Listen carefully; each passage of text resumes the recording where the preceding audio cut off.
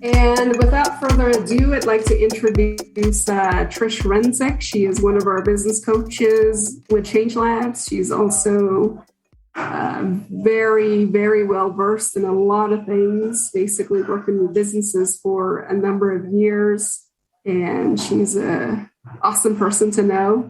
So I'm turning the Well, welcome everyone. I am Trish Rensink, and yes, I've been working with Change Labs for a number of years, and back when it was called NABN. And it has been my privilege to work with the team as well as all of our wonderful members over the years. And the topic that we're going to be discussing today is finding your perfect customer, or also you can call it how to take the guesswork out of selling. And we're going to do a few activities during today's presentation, and I put in the chat room a workbook that you can open up. You can download it, and if you don't want to do that, just have a piece of paper and something to write with, and that'll work as well, because I'll give you all of the instructions.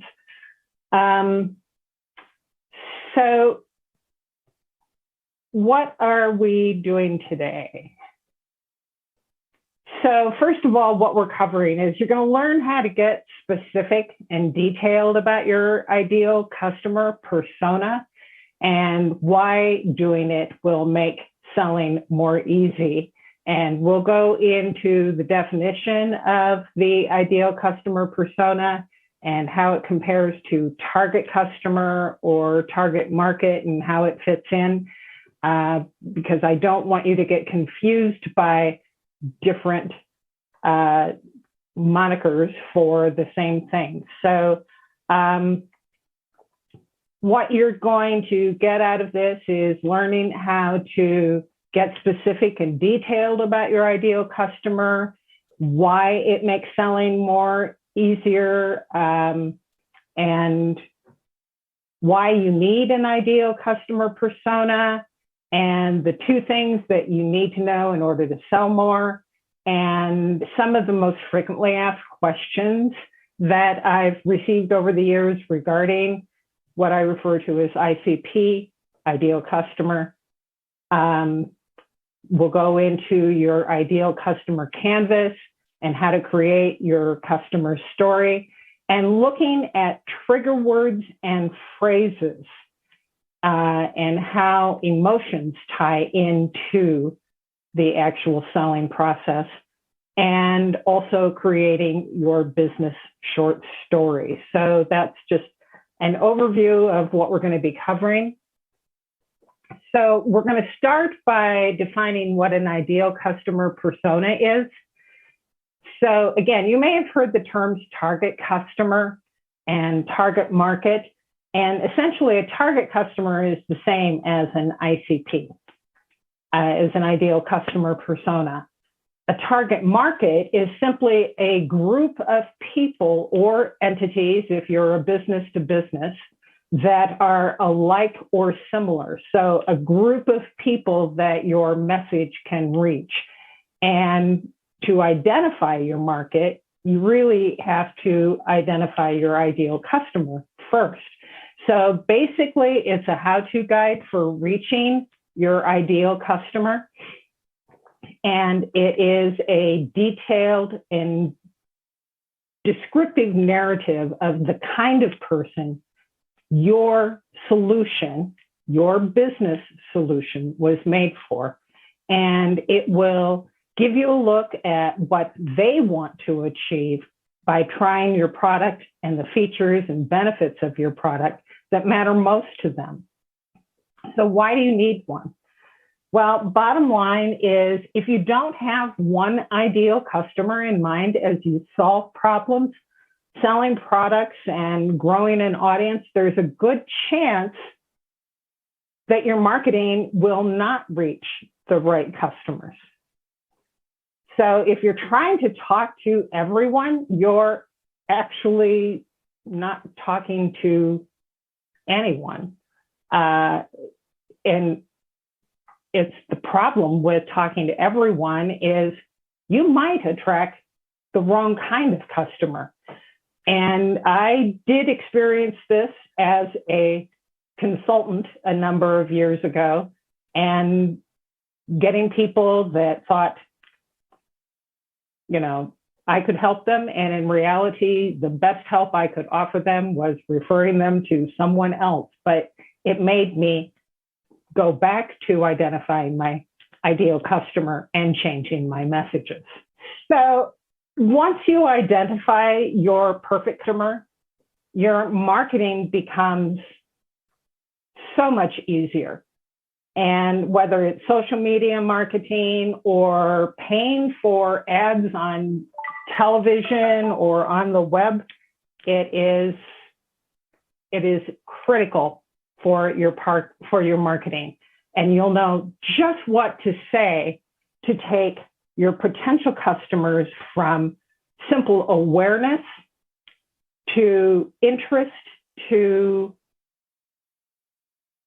buying and coming back for more. And that all depends on you identifying your customer accurately and turning them into long-term loyal brand advocates. And knowing how to attract them will help you reach them much faster.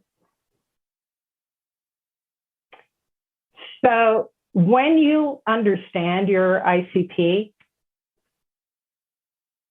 you're going to be able to connect with them authentically and speak from your heart with a genuine understanding of what they're going through. And what that does is, and we're going to be talking about these things throughout the program, it builds relationships, it builds trust, the kinds of things that you want with your customers. And that kind of empathic, emotional connection is what wins over potential customers. And I'm guessing that if you think back to businesses that you are loyal to, you can identify those emotional connections that you have with those businesses and the people in those businesses.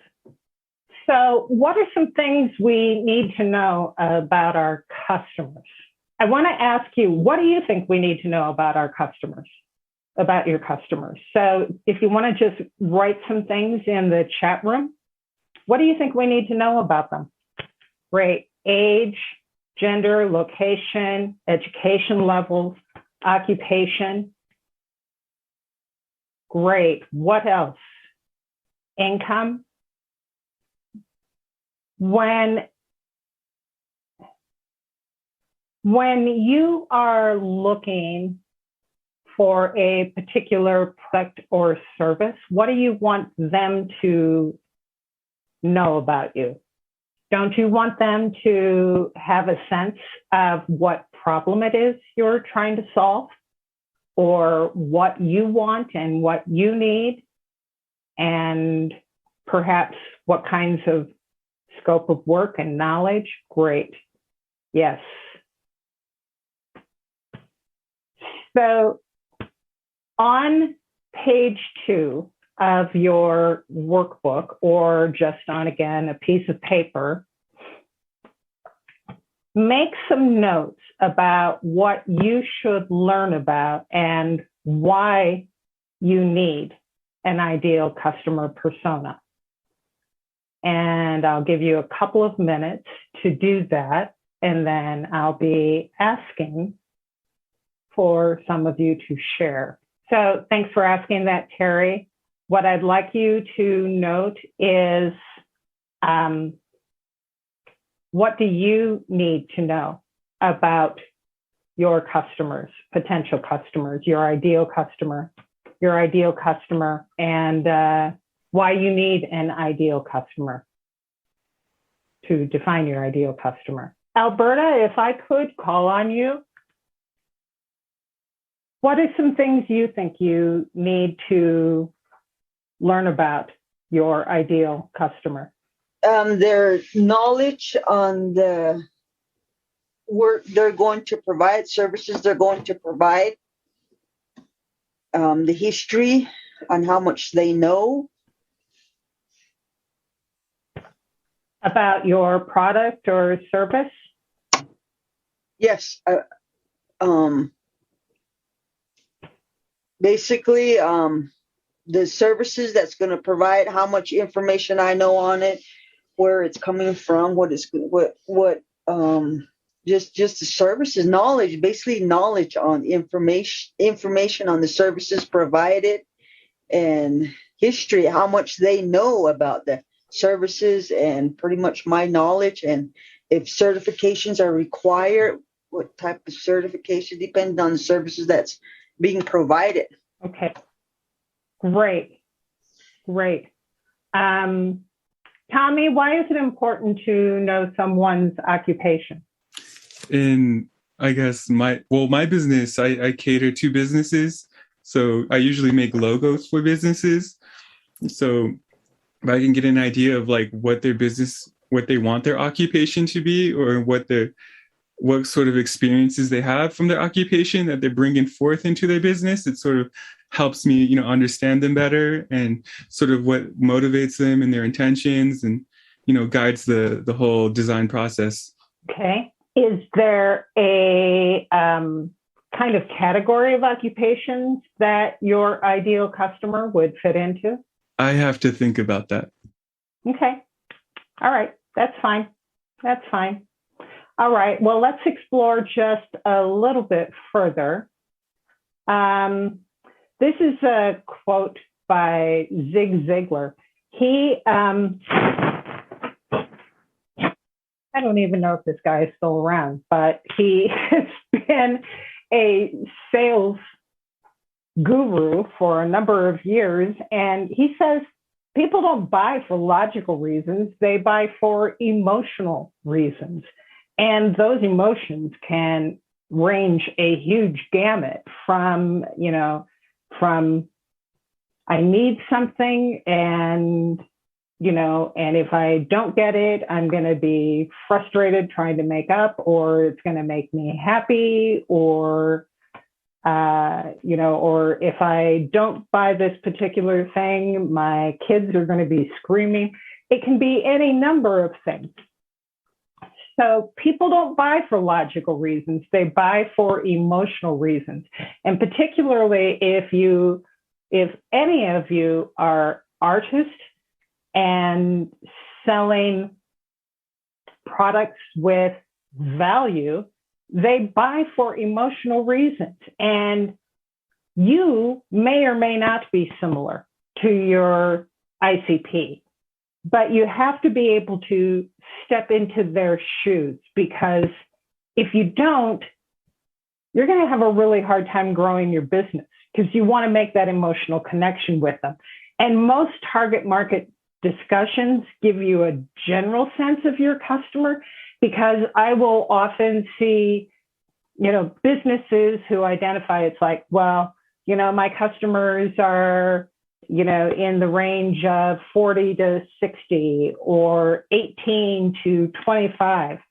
And they don't narrow it down to really understand how to establish a connection. How do you establish a connection with a 40 to 60 or an 18 to 25? You want to get the ideal customer persona that fits into those. So another thing is that a lot of small business owners assume that they know, and they don't really try to get inside the customer's head. And that is an important piece to do as well. So you have to stop thinking about your customer and start looking at life through their eyes. And what that involves is knowing what makes them tick. And you want to know all the quirks of their personality.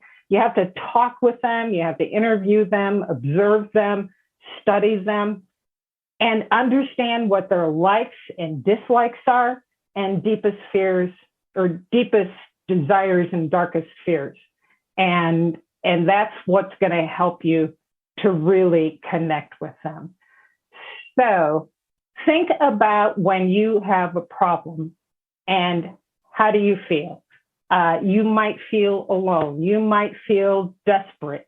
And you may also feel like, nobody else can understand what I'm going through. So 2 things that you really need to know are desires and fears. And it doesn't have to be a big problem either. Those feelings happen when I come home to a dirty house, empty refrigerator, kids needing a walk, and my kids are fur bearing, kids needing a walk or playtime. And when you know your customers' desires and fears, it lets them know that you understand exactly what they're going through. And it signals to them that their product or service is probably the best solution for you. I can give you tons of examples, both as a consumer as well as having been a consultant and a coach to multiple businesses over the years. But you want people to know that what you offer to them is the perfect solution. And you do that by connecting with them on an emotional level. And it helps to build trust. And trust is a huge factor when it comes to buying. And again, multiple examples for those of you who have mechanics or doctors, dentists, maybe food sources. You have to trust them that they're going to take care of you and understand your needs, wants, desires, and fears.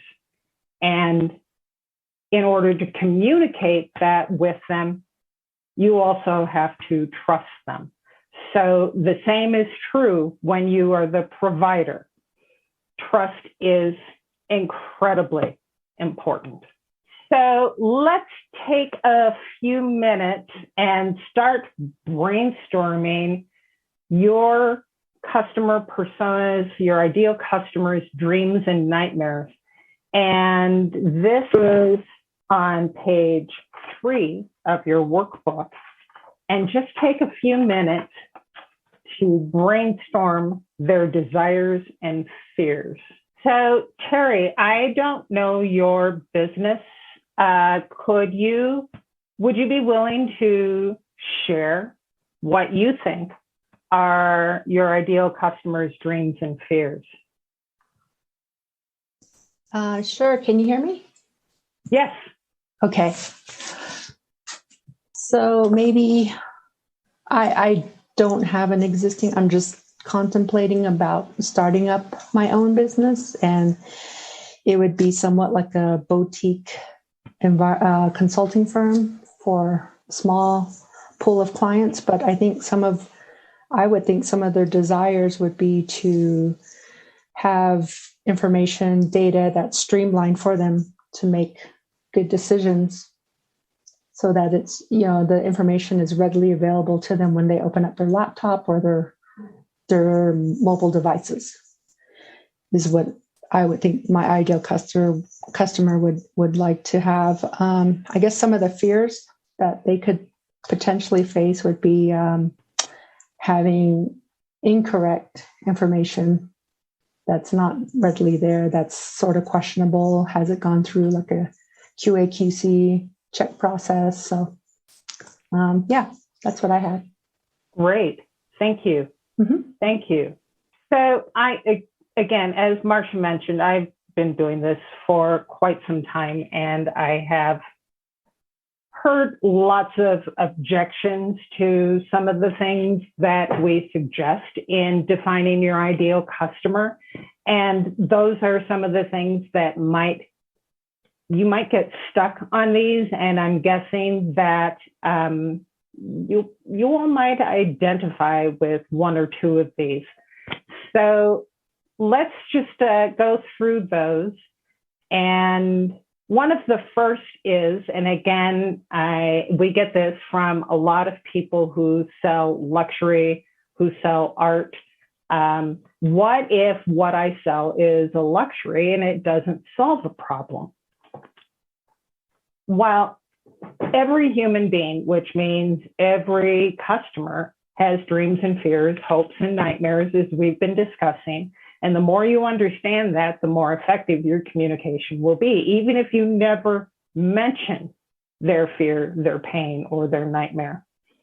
So one of my favorite examples is, let's say you sell cupcakes. Does selling cupcakes solve a problem? Well, maybe not the way you define a problem, but remember, there is frustration or desire behind everything we buy. So you probably won't say, are you frustrated from not eating a cupcake? No, what you might say is your office suffering from the Monday blues? Or maybe it's, do you need a carb charge kind of thing? But what's better than a cupcake to liven things up? So just remember, you're selling to a real life human being, and sometimes that's easy to lose sight of when you're focused on marketing your product and selling. But again, when you're selling luxuries, and you can ask anybody who has purchased art, is what problem are they solving? And it may not be, I need to fill up this space. It's probably something very different.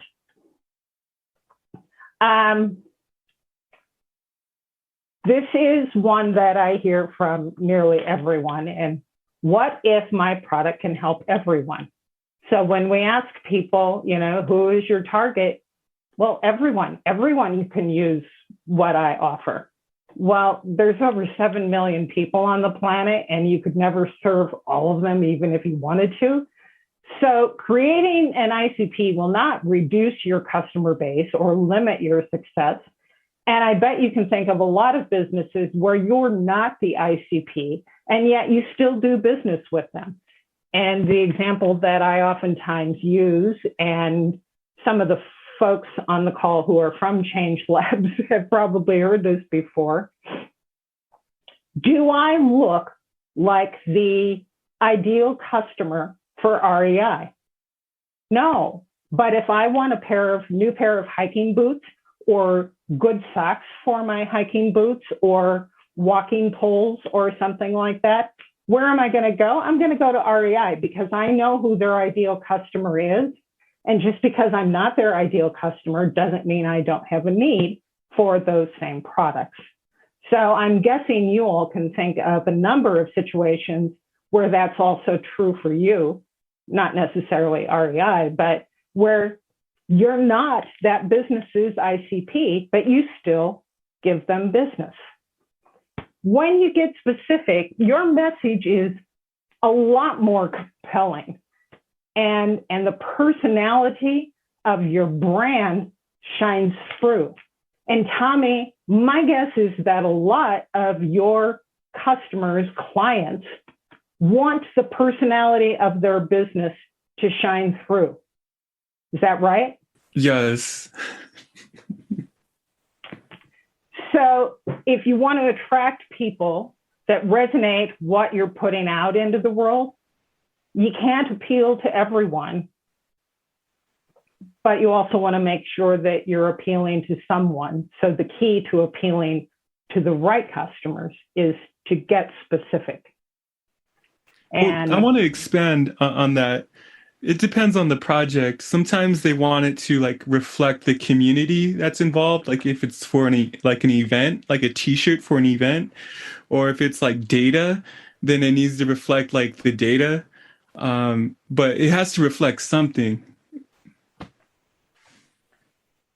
And I hear all of those examples as being the tone, which you can also refer to as personality, the tone of the event, or vibe, energy, the values. That, yes, absolutely.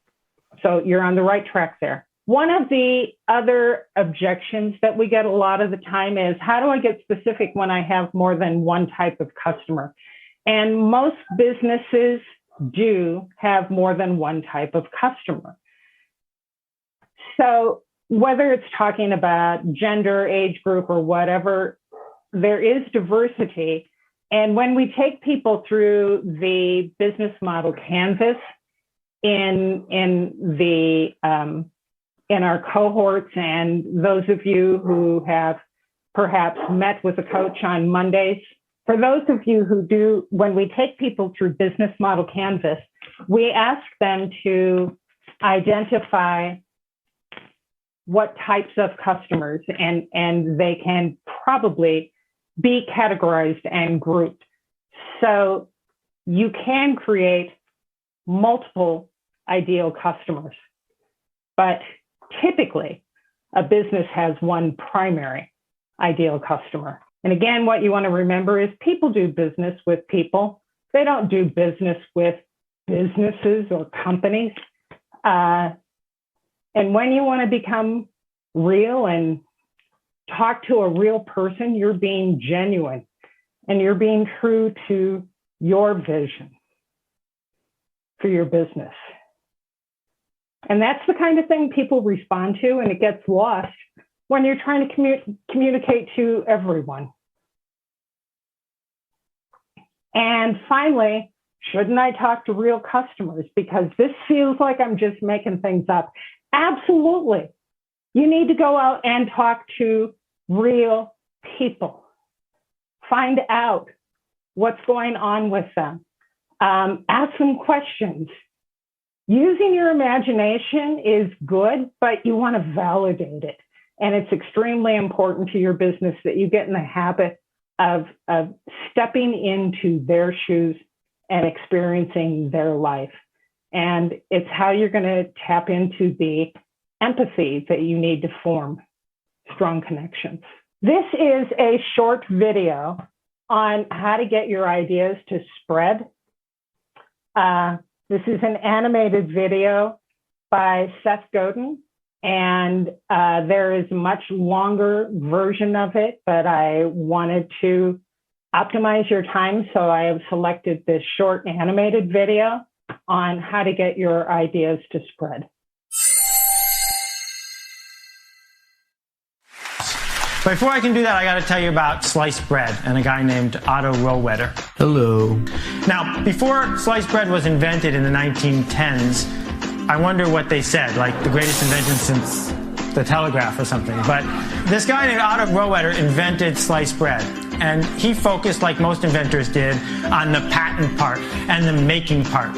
And the thing about the invention of sliced bread is this, that for the first 15 years after sliced bread was available, no one bought it, no one knew about it. It was a complete and total failure. And the reason is that until Wonder came along and figured out how to spread the idea of sliced bread, no one wanted it. That the success of sliced bread, like the success of almost everything we've been talking about at this conference, is not always about what the patent is like or what the factory is like. It's about, can you get your idea to spread or not? And I think that the way you're going to get what you want or cause the change that you want to change to happen is you're going to figure out a way to get your ideas to spread. And it doesn't matter to me whether you're running a coffee shop or you're an intellectual or you're in business or flying hot air balloons.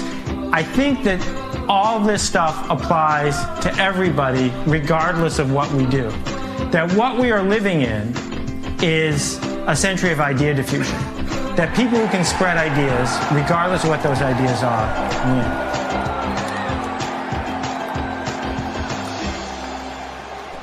Hello.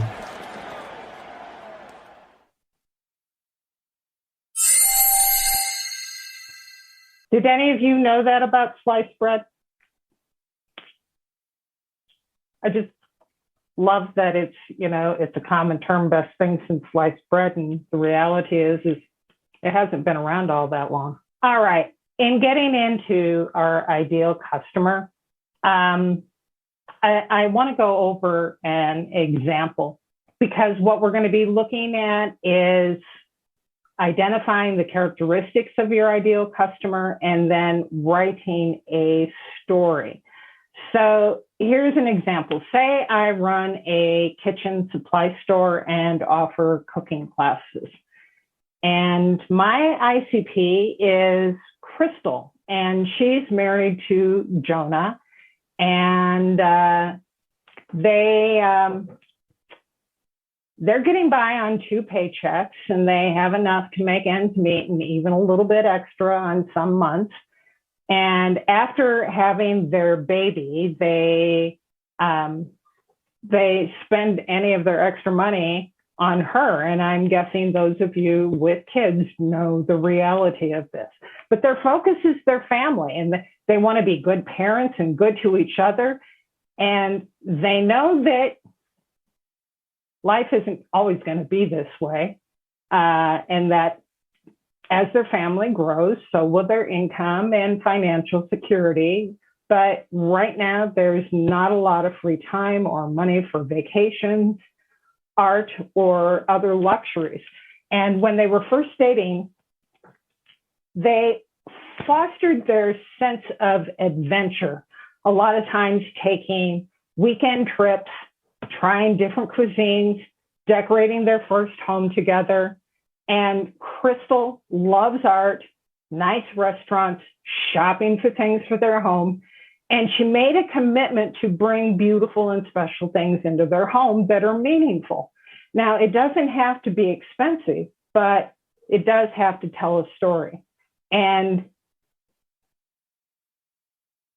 that's still a goal, to bring beautiful and special things into their home, even though money is tight. The questions I ask of you, hearing this story about Crystal: what do you know? And if you want to, write in the chat room or unmute yourself and share, what are Crystal's hopes? What are her fears? What keeps her up at night? About the question. So I would say that this family is concerned about their finances, emotional stability, but also financial stability in the home. And their desires are just to live a more meaningful life in within their means, but to provide for their lifestyle comfortably. Great. Thank you. Tim, what are your thoughts on Crystal and her hopes and fears and problems? Res infrastructure. Is that in response to my questions, Tim? So things that I have considered about Crystal's hopes: she wants to make a nice home. She wants to keep the joy in their marriage, and she wants to make sure that their daughter grows up well.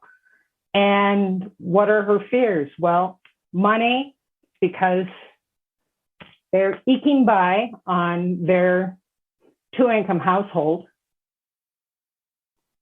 Yes, Tara, thank you. She wants to provide her family with a happy home, and finances are definitely her fears. You're absolutely right. And one of the fears that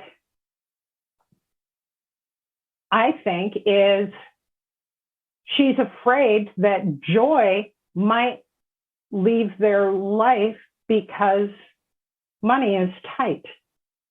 And my guess is that many of us have experienced that, and she wants to hold on to that joy.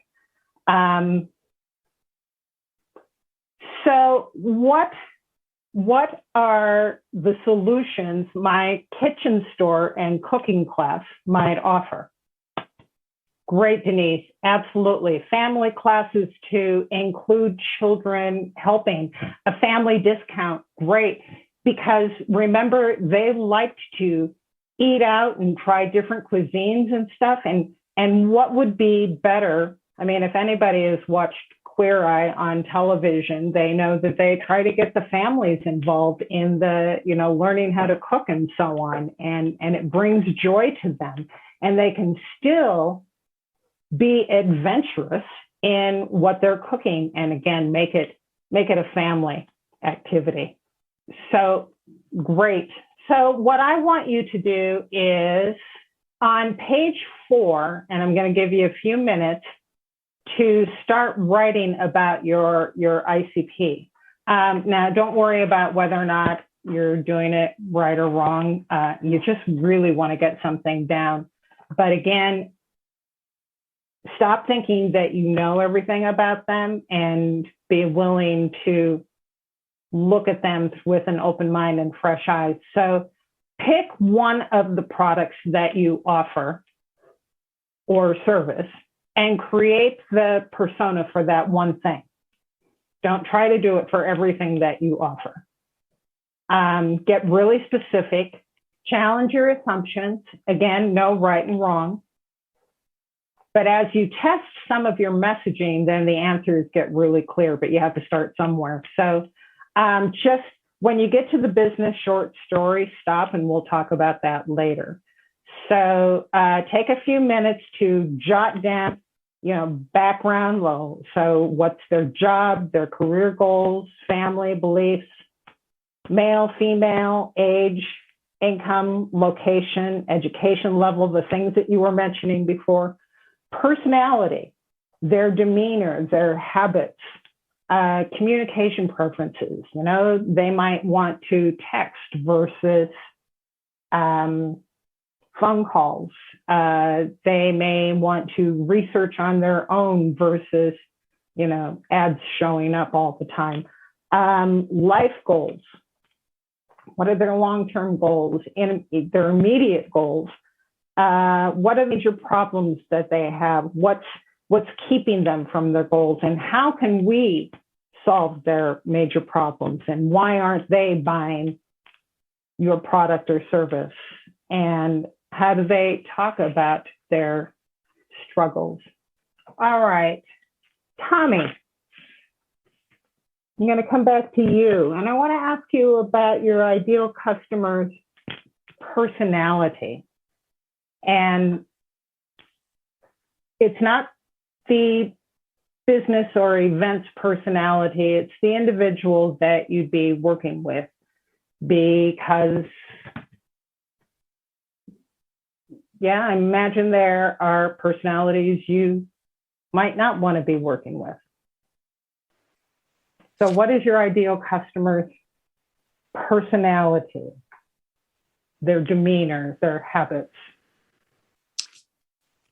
So I'm like halfway through that part. But so far I would like them to be open-minded, opinionated, objective, and to have them like they should really understand their audience. Which is understanding their audience is exactly what we're doing right here. Excuse me. And I love that you say open-minded and opinionated. Is that a conflict at all? I don't think so. Okay. All right.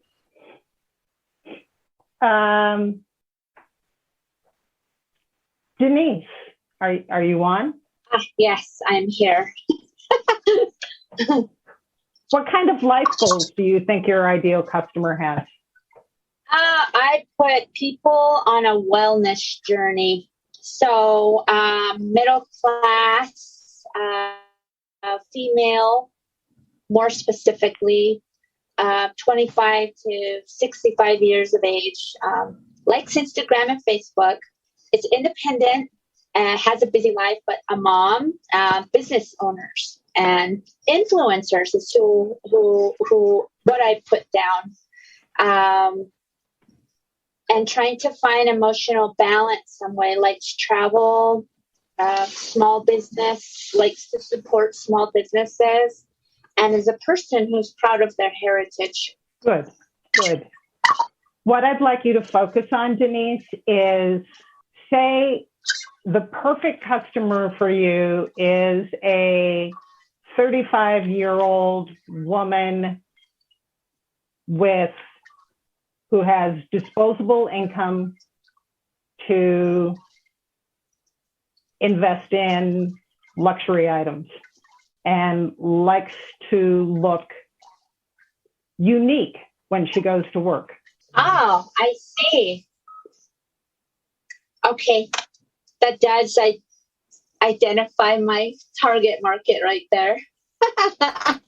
Yeah, because when you and the thing I love about ideal customer is I can imagine when I picture the ideal customer, I can also envision the conversation that I might have with them. I understand. Thank you. That was a really good description of my ideal customer. Okay. It's only because I've been listening to you for a few months, Denise. Wow, that was just right on point. So thank you. You bet. All right. It tells everything that I wrote down. Yeah, because, again, it's like if I came to your table in Oak Creek Canyon or down at the Dairy Queen or something like that, and was looking at your earrings or T-shirts or bracelets or anything like that, and you maybe ask me where I come from and what I do, and find out that I fit into your ideal customer group.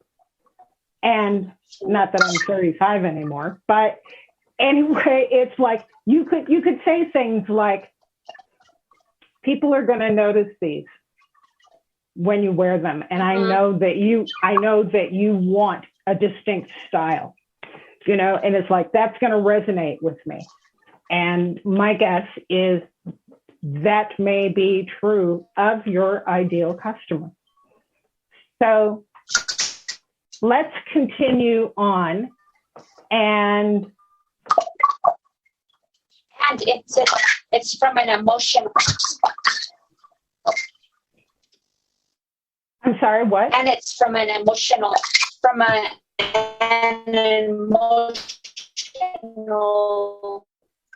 perspective as well. Right.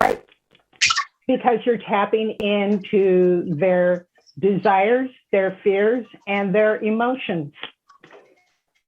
So this next activity, and this is one I'm going to have you do after the workshop, and that is to take your persona and write a narrative, a short story that describes them, much like I described Crystal. So here's how life has been for them and what they're looking for and what they want to achieve and what their restrictions are and so on. And give that person a name. Give that ideal customer a name and imagine having a conversation with them.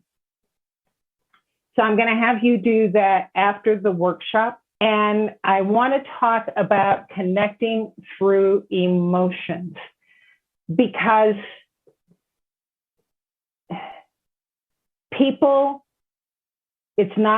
buying is not a logical thing. It is an emotional thing. So we've already established the importance of connecting through emotions, and what we want to look at is trigger words. So the emotional value of a word is entirely based on their perception. And I could toss out a handful of words that I know would trigger reactions that may not be the same from everybody that hears them. But I'm not going to do that. What I want to do is talk about, and we want to talk about marketing your business. So you have to identify the trigger words that tap into the heart of their problem. So an example I have is a landscaper. And the trigger words for a landscaper, number one, pride. Because pride for a landscaper means that your customer's house has great curb appeal. Relief, because that means they don't have to get up early on a Saturday to mow the lawn because your company takes care of it. Guilt-free, because they don't have to hear somebody badgering them because they haven't mowed the lawn yet or done the yard work. And another one is playtime, because by you providing the service, it means that your customer gets to spend time with their family instead of doing yard work. So these are just some examples of trigger words for a landscaper. There are some sample words and phrases for a few common emotions, and these might help you think of what are the emotional trigger words of your ideal customers. So these first two boxes at the top, these are the kinds of, you'll see these kinds of behaviors when someone is happy. They're bubbly, they're relaxed, skipping and laughing, offering compliments, swinging arms, and so on. The next two across the top are sad. And you can read some of the behaviors you see are crying, sniffling, lacking energy, drooping shoulders. The two to the left on the bottom are surprised. So gasping, squealing, a bark of laughter, touching the throat, squeezing eyes shut. And finally, the last two on the bottom are behaviors that you see if someone is worried, and they might be pacing, fidgeting, biting the nails, playing with their hair, and so on. So what are some of the emotional trigger words that might address your ideal customer? I know that when I had my consulting practice, some of the things were, frustrated, overwhelmed, not enough time. The things that I had very early on, one of my clients was like, I need to learn better time management. And what she actually needed was a focus for her business, because she was going off in multiple directions, chasing a lot of tails that were not the focus of her business. So when you hear these things, it gives you, tips to dive deeper. But in her particular case,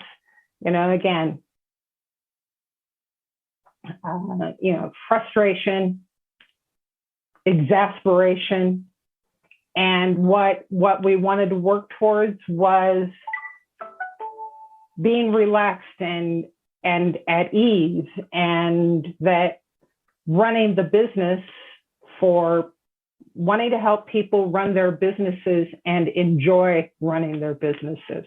And that's what I was really looking to achieve.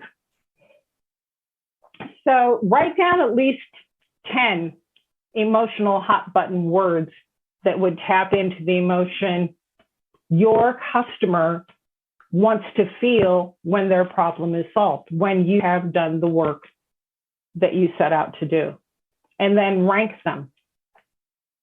And I'll give you just a few minutes to do that. Christine, I'm going to call on you. And I kind of hope that you wrote some emotional hot button words for our potential members. Yes, we'll do. Well, I don't seem to have Christine. Tim, are you on? Yes, I'm here. What do you think? Can you think of any emotional hot buttons, things that we want to create, emotions that we want to create for our members?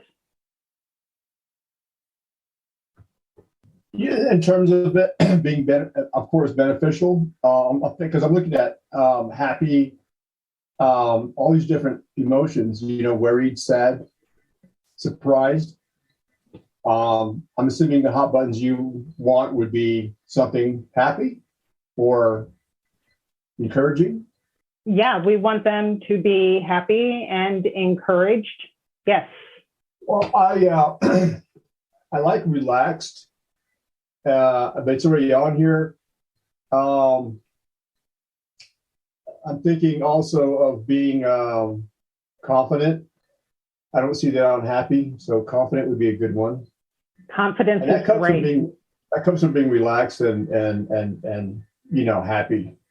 I think if you have confidence, that has the direction too. It gives you good direction. So maybe Good. Confidence and direction that plays hand in hand. Good. Thank you. All right. We're going to start wrapping up. One of the other things that I would like to have you work on after the workshop today is putting together your classic business short story. And there are specific parts of this. So when you ask most people what the right amount of time is for a classic, what we call elevator pitch, they'll respond 30 seconds. And while there's truth to that,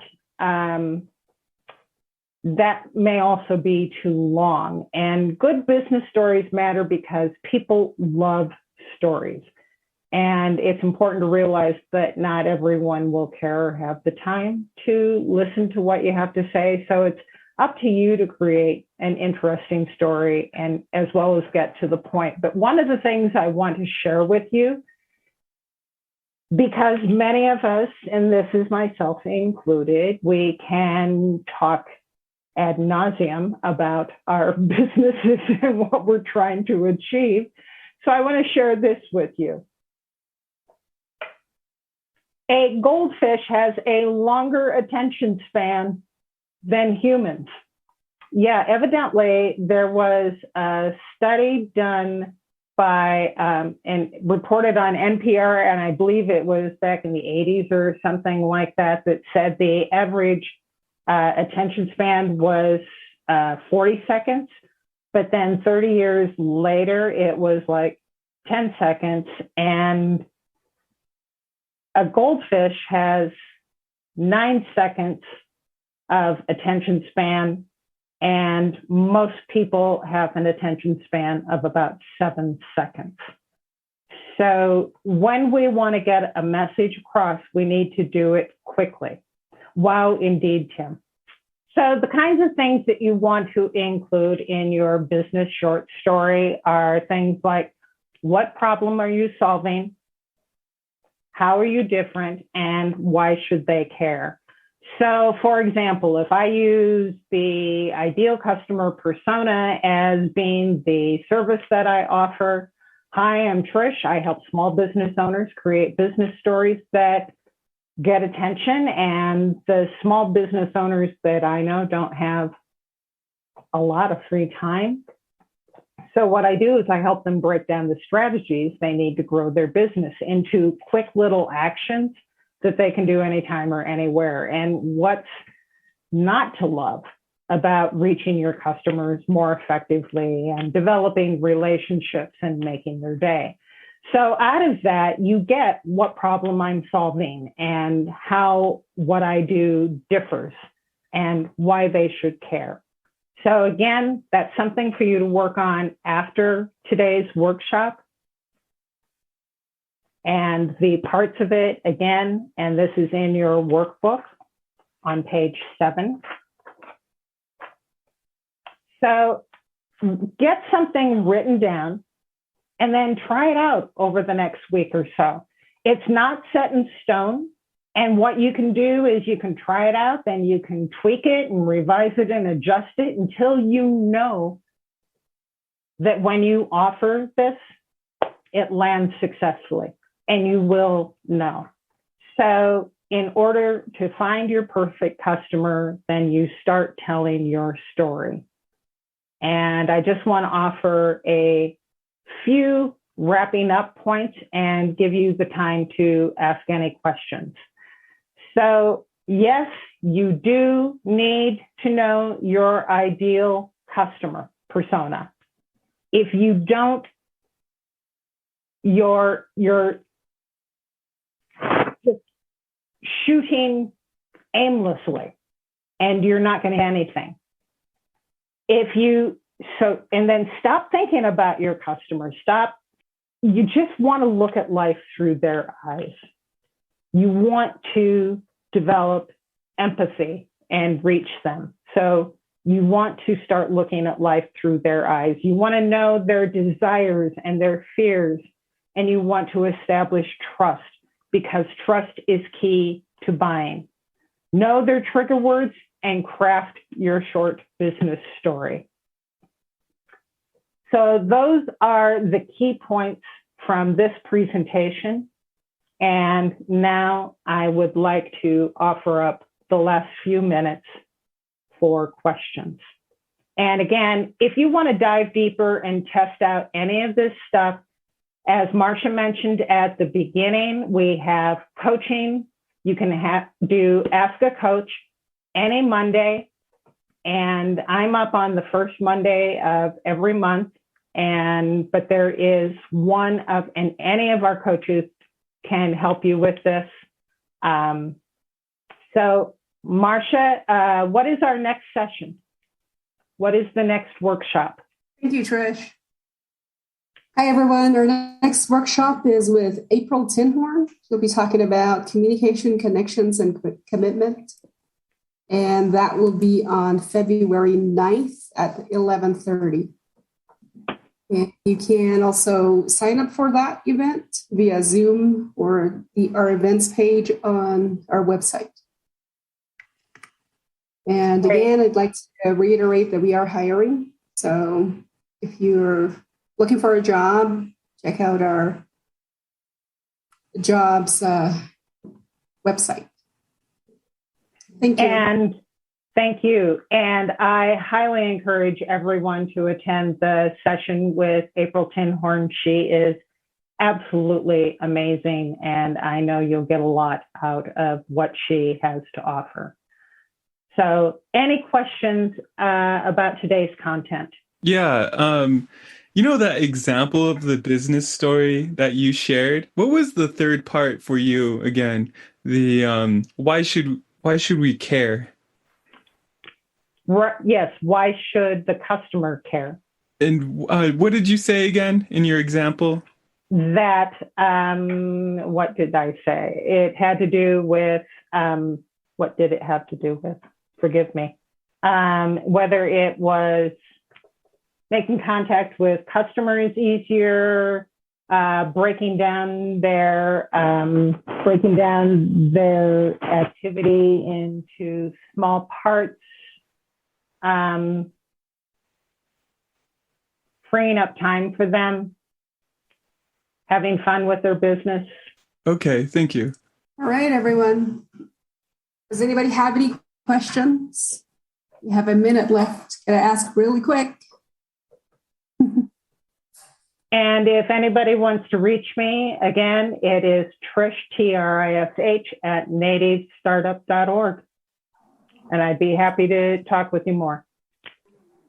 All right. I'd like to thank everyone for coming and thank you for your participation. And we hope to see you at the next webinar. Go ahead. Bye.